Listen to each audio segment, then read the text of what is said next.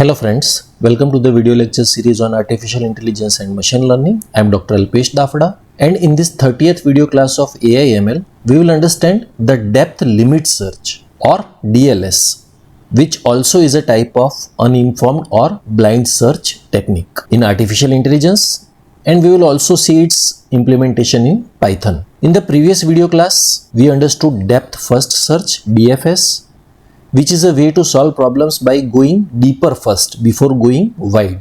Here we understood that while DFS has the advantage of using less memory and being faster, it has the embarrassing failure of being stuck into infinite loop. To remove this disadvantage, depth limit search is used. Starting with the name, what is the meaning of depth limit search? As the name suggests, depth limited search means you explore the nodes in a depth first manner, that is going deep first, but stop when a certain depth limit capital L is reached, and this helps prevent the algorithm from going too deep or getting stuck in infinite loops or infinite paths. Hence, depth limit search is a variation of DFS only, but it introduces a limit on how deep the search can go into the tree or graph.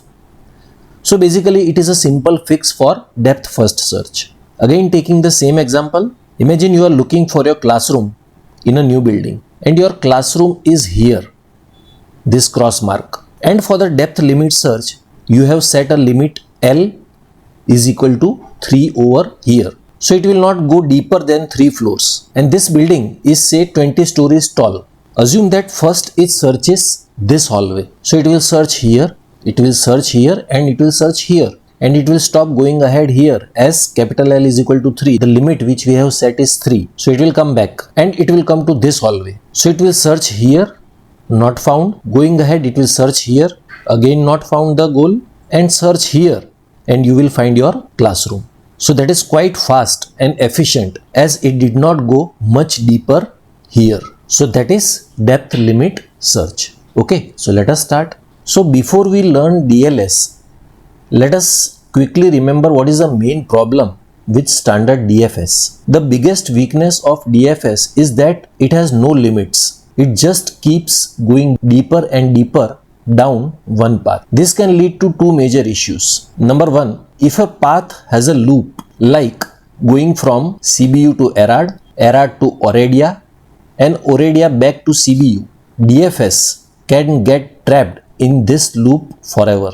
Second, it might waste a lot of time exploring a path that is thousands of steps long, even if the goal was just one step away in another direction. For example, it has to go from CBU to Fagaras, but it goes from CBU to Rimnicu-Vilcea to Craiova to Drobeta and so on in this long path, while its goal was just one step away, right? So basically, DFS is blind to how deep it is going.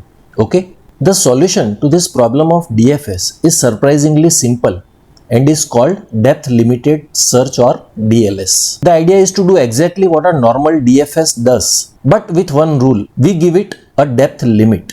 We decide a maximum depth, say a limit capital L, and say this capital L is equal to 3, for example. Then the DLS algorithm will explore just like DFS, but the moment it reaches 3, it will stop going down that path and it will backtrack.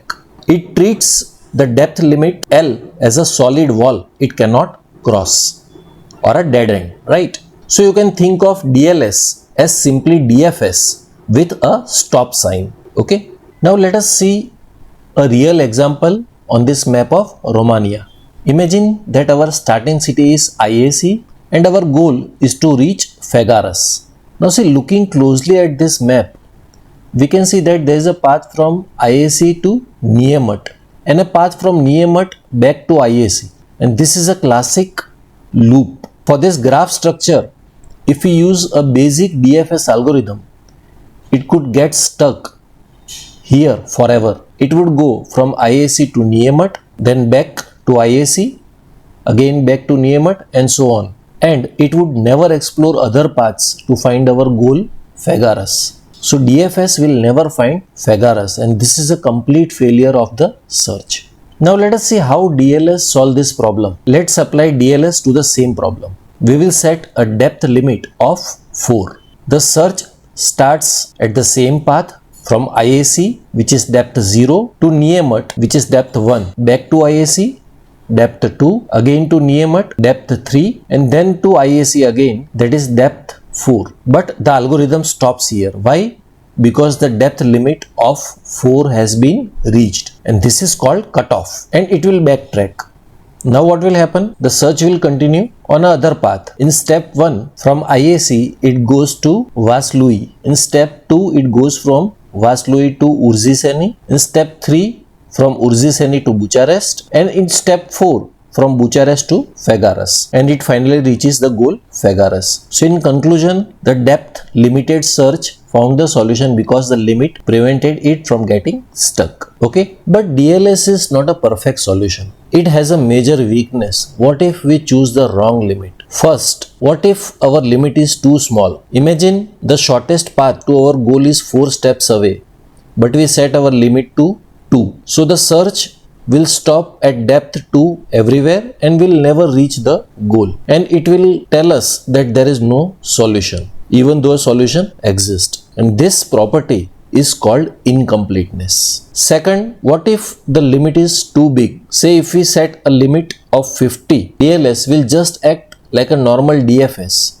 and might still waste a lot of time on long paths before finding the goal. So that means it may behave like an inefficient DFS. So the main challenge of DLS is knowing what is a good depth limit for our problem.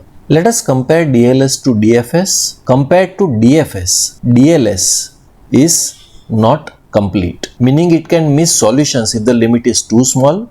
Neither of the two are optimal, meaning they don't promise to find the shortest path. The main advantage of DLS is that it solves the biggest problem of DFS of getting stuck in infinite loops. However, its main disadvantage is that its success depends entirely on choosing the good depth limit. So the key thing to remember is that DLS is a good choice when we can make an educated guess about how many steps it should take to find the solution.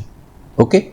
Finally, let us implement this example given in the textbook for depth limited search in Python.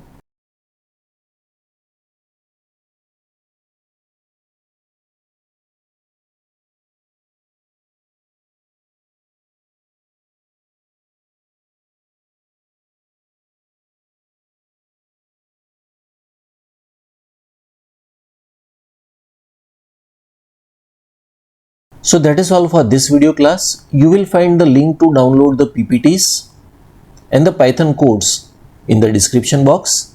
Thank you very much.